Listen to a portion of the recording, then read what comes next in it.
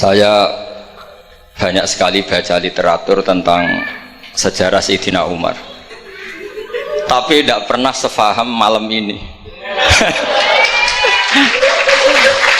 Karena visualisasinya luar biasa. Saya hanya kecewa dengan Abu Jahal.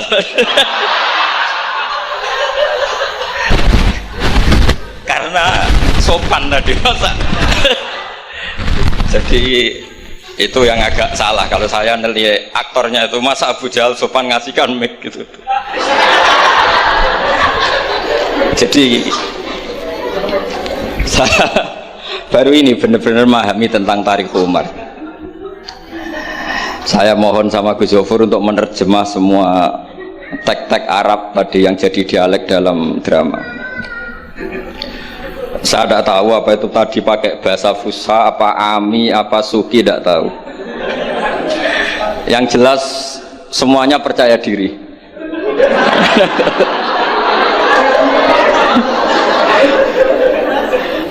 Saya itu masih ingat cerita guru saya ketika masih sekolah, masih kecil. Ada anak baru latihan bahasa Arab mufrodat. Jadi dia taunya kalau yadun itu tangan, kalau anta itu kamu. Ya kalau jalan ya saroh, kalau kepala ya roksun, kalau saya ya ana. Ketika dia baru ahli mufrodat di Arab, kepalanya diusap-usap sama orang Arab. Kata si santri tadi, ya syekh, yadun anta, saroh ala roksi ana, katanya. Ya artinya sama. Jadi ya syekh, yaitu yadun anta berarti tangan anda, saro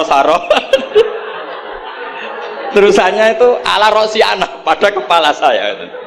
Jadi dia belum bisa mengatakan misalnya yaduka ala roksi, tapi ya yadun anta, saro ala roksi anak. Nah semoga semua dialek tadi nggak termasuk kategori yang itu. Saya dulu sekolah kakak kelasnya Gus Zofur itu ya punya teman kalau dimarahi di kelas itu bilang, Gus tadi saya dimarahi di depan alladzina aja. Jadi katanya, apa maknanya alladzina katanya? Katanya di depan orang apa? Banyak. Karena setiap ngaji alladzina wong akeh. Jadi kalau dimarahi di depan publik berarti dimarahi di depan alladzina. Nah ini kapan saya tadi pamit sama Gus Zofur itu kapan-kapan bisa disewa enggak Gus itu? Bisa kan? Ini menurut saya masalah yang lumayan serius. Saya pernah didolani lah sama Habib Soleh Alatas dari Tegal. Ternyata kru dari TV 7 atau kru dari Khazanah sering juga minta masukan dari beberapa narasumber untuk memberi penjelasan tentang tarikh sebenarnya, misalnya tentang Umar. Di sini biasanya khas ulama itu dilematis karena kalau ngasih biasanya pemeran perempuannya benar-benar perempuan.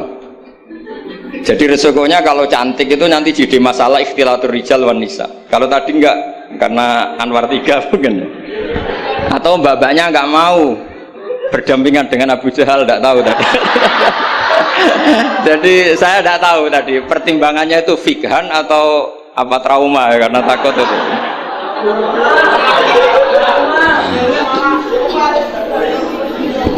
Para adik-adik santri yang saya cintai, saya bersyukur sekali karena saya biasanya nggak pernah mengacara mau itu hasanah, ini mutor ya, karena yang merintahkan guru kita yaitu Kiai Haji Agus Abdul Ghafur. Begini, saya punya usul pada anak-anak. Saya bagaimanapun sangat mencintai Pondok Al Anwar. Saya usul sama anak-anak, terutama yang putra ya, supaya tetap menghafal fikih. Jadi kalaupun ditakdir nggak bisa berbahasa Arab kayak tadi, kayak Abu Jahal dan siapa tadi, Sayyid Hamzah dan sebagainya, setidaknya menghafal ahkam fikih, al-ahkam al-fikih.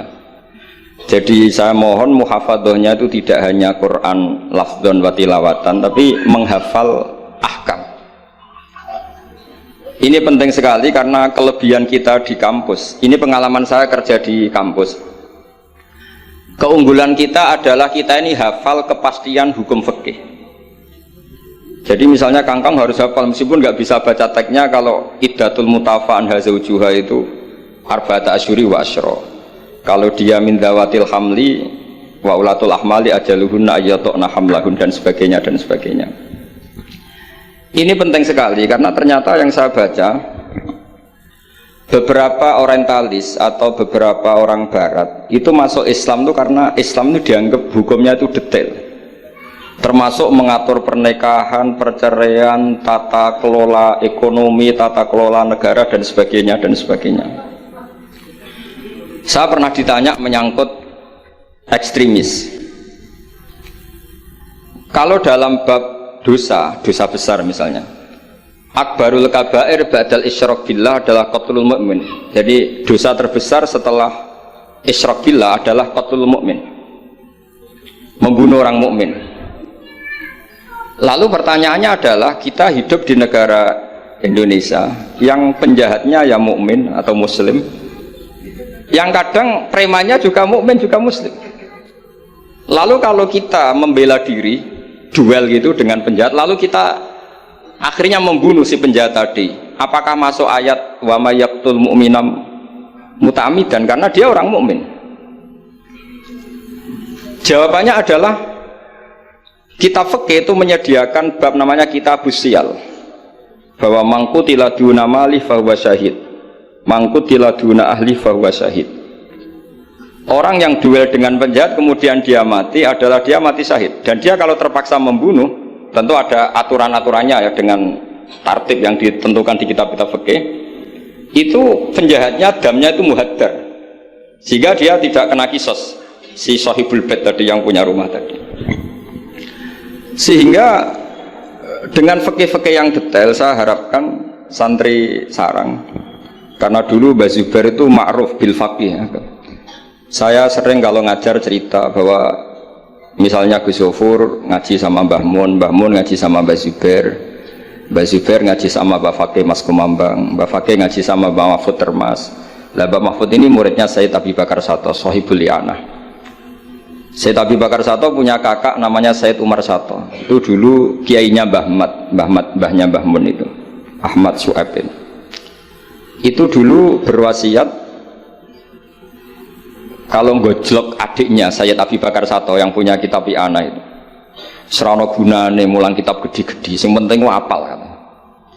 Akhirnya kita ini korban konsepnya Sayyid Umar, jadi disuruh muhafadzah karena memang harus hafal. Jadi mahfudot saat tadi jagoan sama Gus Zofur, apa ingat ketika dulu muhafadzah? Karena kalau kita muhafadzahnya alfiyah itu gurunya bisa kita akali.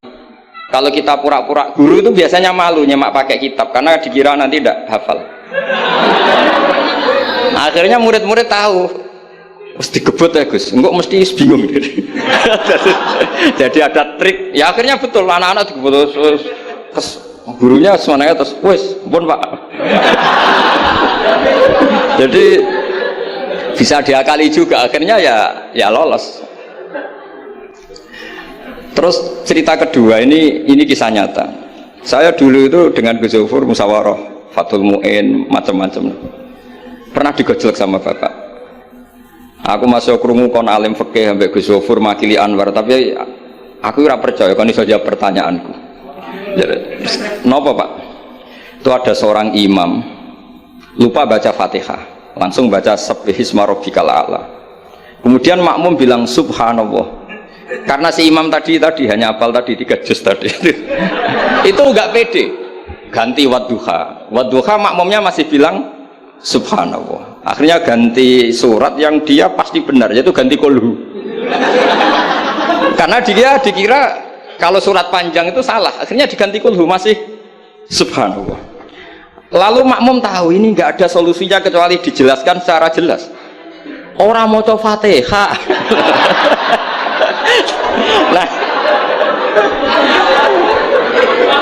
Lah itu fikih kita. Makanya saya berharap nanti Gus Zofur juga ngarang fikih yang seperti ini. Apakah yang seperti itu membatalkan sholatnya makmum? Karena darurat, hanya subhanallah nggak memahamkan. Dia mau tidak mau harus ngomong. Kalau masalahnya itu tidak baca Fatihah. Nah, ini nanti supaya jadi fasul masalahnya Anwar 3 itu kalam ini termasuk membatalkan apa? Enggak. Karena kalau cari padanan ayat Quran tentang Fatihah juga tidak yakin imamnya paham. Misalnya pura-pura baca walaqad atainaka sab'am minal mathani yang artinya Fatihah juga saya yakin imamnya juga gak paham. Jadi ini ada masail-masail fiqhiyah yang setelah ditanyakan memang fikih dulu itu tidak memuat. Kita harus kreatif, tapi bukan berarti merasa istihad untuk jawab beberapa pertanyaan. Terus cerita keempat, ini tentang guyonan-guyonan ilmiah. Dulu itu kata Mbah Mun itu sering cerita, dan ini etika modern ya. Kebetulan norma modern dalam dunia akademik seperti ini, yaitu skeptisme. Jadi orang itu harus agak ragu kalau dengan pendapatnya. Ada seorang alim itu yakin kalau orang naik bulan itu tidak mungkin, karena dia percaya dengan teks Al-Qamar itu fisama irobiah. Tapi kata muridnya, itu Kiai Kudus, semuanya dua-duanya Kiai Kudus, itu Kiai terkenal semua. Kalau menurut muridnya pokoknya mungkin Yai. Orang mungkin, terus dia cerita kola Rasulullah begini, panjang lebar. Itu bantah-bantahan itu sampai 3 jam, sampai mendekati fajar. Setelah mendekati fajar kata gurunya, pokoknya cara aku gak mungkin. Terus muridnya bilang, alhamdulillah, ya ampun betul nopo-nopo. Gurunya janggal. Kenapa kamu sekarang taslim padahal mulai tadi kamu terus bantah saya?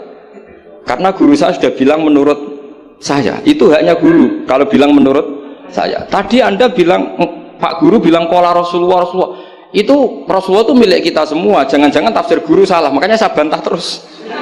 Jadi itu unik.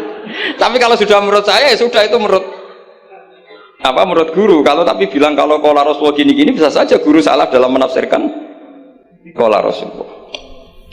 Ini penting sekali dalam ulumul Quran. Saya yakin Gus Zofur lebih tahu. Misalnya begini, saya sering kali digugat oleh para saintis, Pak Bahak, dalam proses embriologi itu tidak ada min alakir segumpal darah. Yang ada dalam embriologi itu alak itu ya semacam zigot yang nempel di dinding rahim, kemudian itu yang nanti jadi janin. Kalau segumpal darah ya orang keguguran katanya. Nah, terus saya tanya, apa ada di Quran itu segumpal darah? Kata dia ada min alakin. Saya bilang, saya ini hafal Quran, tidak ada kata segumpal darah. Kalau min alakin ada kata saya gitu. Terus, tapi kata kiai-kiai itu begitu apa? Ya tapi tetap Qurannya itu min alakin, bukan segumpal darah. Yang ada segumpal darah itu terjemahannya, bukan Qurannya kata saya gitu.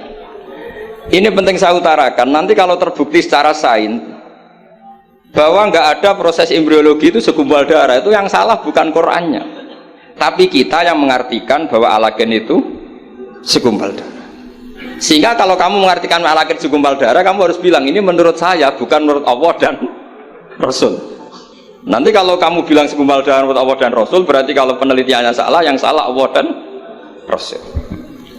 Meskipun tentu sesuai ilmu balaghah bisa saja min alagen benar-benar maknanya segumpal darah, karena untuk litahjin atau untuk litakbeh, supaya manusia tidak sombong, diceritakan dia diciptakan sejenis segumpal apa? Darah, bukan harus materinya dari segumpal darah, tapi sejenis itu ya, untuk supaya manusia tidak sombong. Bisa saja kalau secara balaghah demikian. Ini kembali ke Umar. Tadi saya ketika melihat drama Umar tuh, Sayyidina Umar itu berkali-kali punya pendapat, karena beliau tuh sering solid, sering akurat, sampai penggemar beliau mengintikan hadza mar'a Allah wa ra'a Umar. Hadza mar'a Allah wa ra'a Umar. Ini pendapat Allah dan pendapat Umar. Sampai Sayyidina Umar marah besar, la taqulu hadza hukmu wa hukmu Umar, walakin qulu hadza hukmu Umar. In kana shawaban fa min Allah wa in kana khata'an fa min Umar. Kamu jangan mengatakan kalau ini pendapat Allah, tapi katakan pendapat Umar. Jadi kalau benar ya min Allah, kalau salah dari apa? Umar. Tapi sekarang banyak beberapa organisasi ekstrim yang semuanya itu di atas namakan Allah.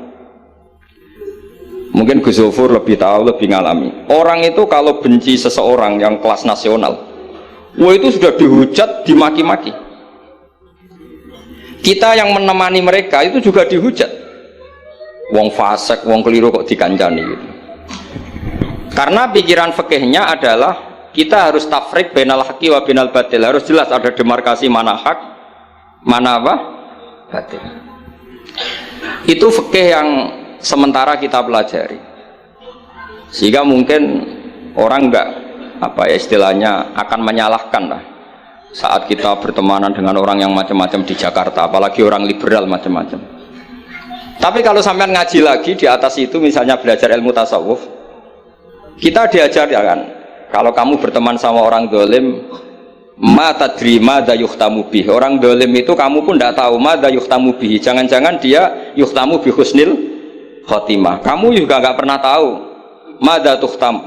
Apa kamu nanti tuhtam bi husnil khotimah apa suil khotimah. Sehingga orang-orang tasawuf itu melihat orang dolim ya tetap hormat, karena tidak tahu nanti akibatnya jangan-jangan dia husnul khotimah, kita yang suul khotimah.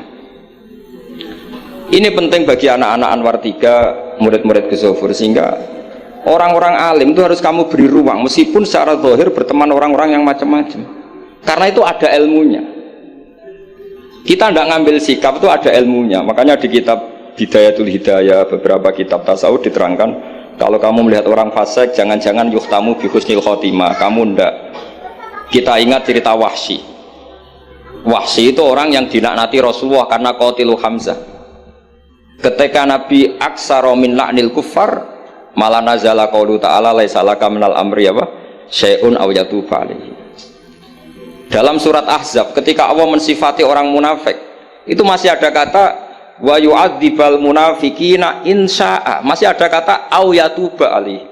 Kemungkinan orang munafik adalah Allah menyiksa mereka insya'a atau memberi tobat. Sehingga banyak ulama, terutama guru kita Syekhina Kiai Maimun Zubair, itu berteman orang macam-macam nggak masalah. Dan kadang-kadang banyak menimbulkan kekecewaan. Ini nanti nggak ada tafrik bainal haqqi wa bainal batil. Nah, saya akan menjelaskan di sini bahwa itu ada ilmunya. Ada ilmunya. Banyak orang sing la'anahu Rasulullah. Bahkan da'a alaihi Rasulullah, kayak Wahsy, kayak Khalid bin Walid. Kaifa yuflihu qaumun fa'alu bi'aihim hakadha. Zaman itu binabihim hakadha. Yaitu ketika Rasulullah perang Uhud itu syujja wajhuh wa kusirat rubaiyatuh wa udmiyat lisatuh. Ketika Nabi babak belur wajahnya, kata beliau kaifa yuflihu qaumun fa'alu binabihim hakadha. Tapi apa yang terjadi? Justru Khalid bin Walid itu masuk Islam. Wahsy qatilu Hamzah juga masuk Islam. Sehingga saya meskipun punya sikap, tentu saya sebagai orang punya pilihan gaya hidup, mungkin saya nggak akrab lah kalau sama misalnya Mas Nusron gitu, tapi kalau Gus Zofur akrab. Tapi saya menghormati, itu pasti ada ilmunya. Saya jaga jarak ya ada ilmunya, Gus Zofur berteman juga ada ilmunya. Nah, ini yang saya harapkan dari Anwar 3. Mohon ilmu ini diperkuat, karena basis terkuat peradaban adalah ilmu. Ilmu menyediakan segalanya. Saya masih ingat Gus Mek Peloso itu akrab sama bapak saya karena beliau senang semaan. Kebetulan pendiri semaan Jantiko itu bapak sama Gus Mek. Jamiyah anti koler dulu awalnya. Selama-lama diganti Mantap, terus di era putra-putranya diganti Tigrul Ghafilin. Itu kalau jagungan sama bapak itu beliau bilang intinya begini. Iya, nahi mungkar, kenal era gelem kok nahi mungkar. Oleh proses piye, oleh tarbiyah piye kenal era gelem. Meskipun tentu anak-anak tidak saya sarankan seperti Gus Mek, karena jadab Anda tidak mesti sukses kayak Gus Mek. Itu kan resiko. Karena untuk sukses itu butuh keramat, butuh macam-macam lah. Kalau sampean latihan gitu pasti ditangkap keamanan itu. Nah, itu karena itu masalah gitu kalau di pondok masalah. Tapi apapun itu, kita punya cukup khazanah ilmiah untuk melihat itu. Saya berkali-kali kalau acara di Pondok Hajan sering bilang, berteman orang fasik itu tidak boleh. Wa in kana dasarin fajan ibu suratan. Kalau berteman orang fasik itu nggak boleh, karena nanti ketularan fasik. Tapi kalau dibalik, pertanyaannya dibalik, Mbah Niki membina orang fasik, dan diantara membina tentu prosesnya itu berkawan macam-macam. Kalau dibalik itu menjadi haram apa halal? Bukan dibahasakan berteman orang fasik, tapi membina orang fasik. Ini penting saya utarakan karena khazanah kita itu banyak. Saya berharap ulumul Quran di sini sampai yang seperti itu. Saya beberapa kali belajar kitab Hayatus Sahabah. Di situ ada satu aplikasi ahkam Al-Quran, baik yang fiqhul dakwah maupun fiqhul ahkam. Saya di situ yang paling saya kenang adalah cerita-cerita misalnya termasuk yang dikutip Habib Zain bin Semit dalam kitab Al-Manhajus Sawi.